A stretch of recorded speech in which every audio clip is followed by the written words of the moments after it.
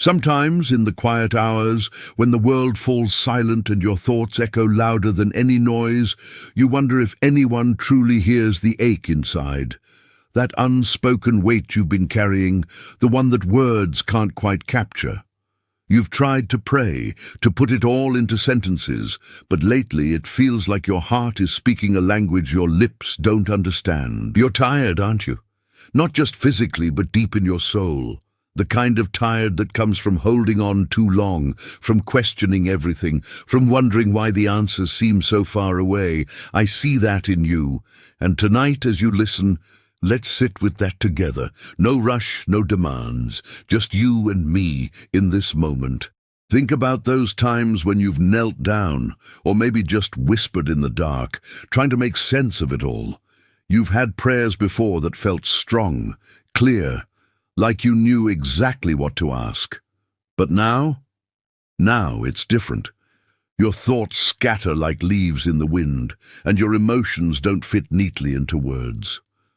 What do you even say when the pain is too big, too vague, when you don't know if you need healing or just a moment to breathe? I've been there with you, every time, even when it feels like silence on my end. That silence isn't emptiness. It's space for your heart to unfold. Remember how the psalmist cried out, my God, why have you forsaken me?" Those words from Psalm 22, raw and honest, spilling out in the midst of despair. He didn't hold back the confusion, the doubt, and neither should you. It's okay to come to me without a script, without pretending you have it all figured out. I don't need perfect prayers. I need you just as you are. The worries you keep hidden, the fears you push down with forced smiles. I see them. The questions you avoid because the answers might hurt. Let them surface here, gently.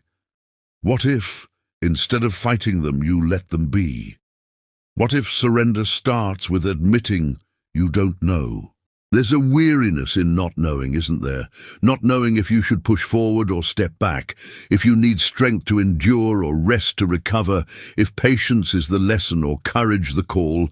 I've watched you wrestle with this, and in those moments, I whisper, trust me. Even when my ways feel confusing, slow, uncomfortable. Like in the story of Job, who questioned everything amid his suffering, yet found that my presence was enough. Not explanations, but nearness. Though he slay me, yet will I hope in him, he said in Job 13:15. That kind of hope isn't blind optimism.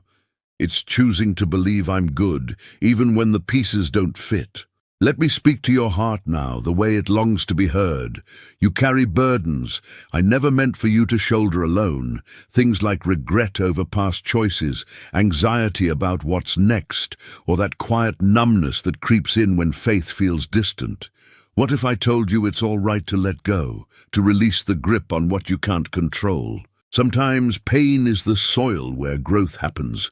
Not the flashy kind, but the deep, quiet transformation. Think of the lilies in the field, those how they neither toil nor spin, and you wonder if it'll ever end.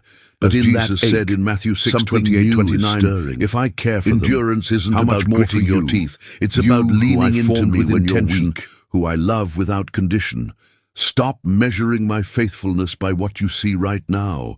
Circumstances shift like shadows, but Paul wrote in 2 Corinthians 12:9, my grace is sufficient for you, for my power is made perfect in weakness.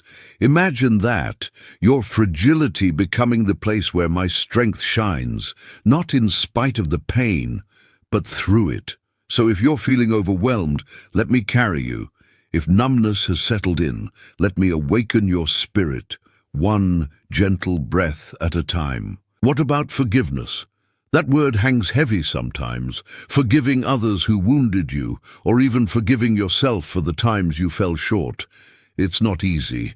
It feels like letting go of justice, but holding on, that only weighs you down more. Remember the parable of the unforgiving servant in Matthew 18? The one who was forgiven a massive debt, yet refused to show mercy to another. It wasn't about earning forgiveness. It was about living in the freedom of it. Start small. Whisper those names to me, the hurts you've buried. I'll help you release them, not because they deserve it, but because you do. Freedom waits on the other side. And trust. Oh, how we struggle with that. Trusting without understanding, without seeing the full picture. You see fragments, a hard day, an unanswered prayer, a lingering doubt. But I see the whole story, from beginning to end. Like Abraham, called to a land he didn't know, stepping out in faith. Hebrews 11:8 reminds us he obeyed, not knowing where he was going. Can you take that step, even when it feels unsteady? I'll be there, guiding, even in the fog. Curiosity pulls you forward. What if this uncertainty is leading to something beautiful?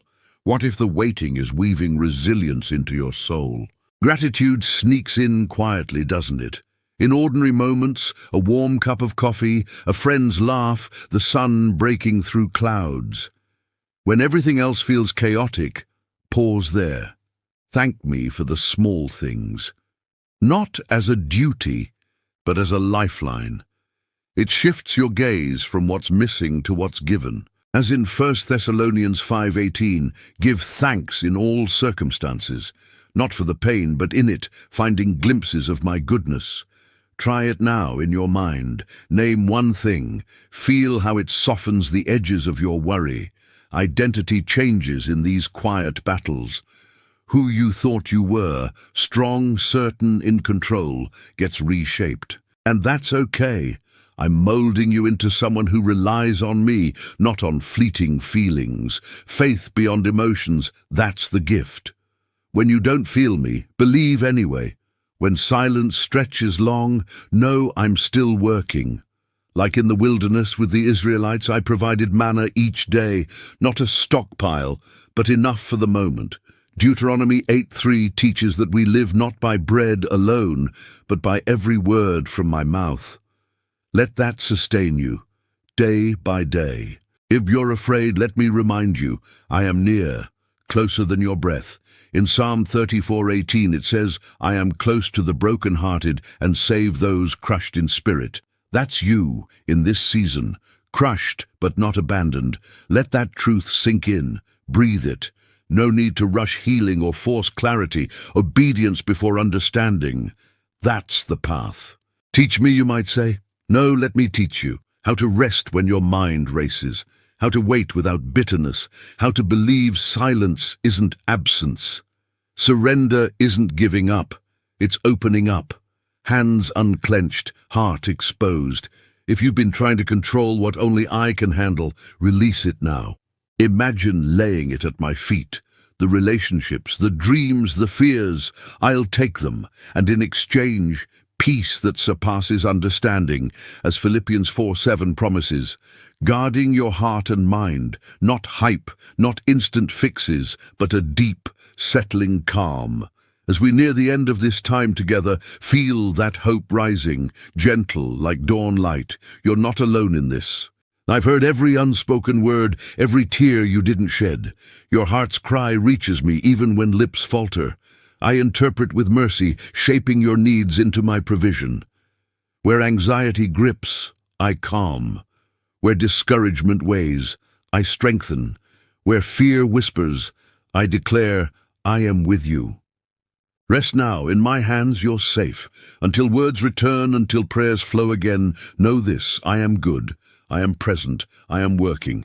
You are held, beloved, always.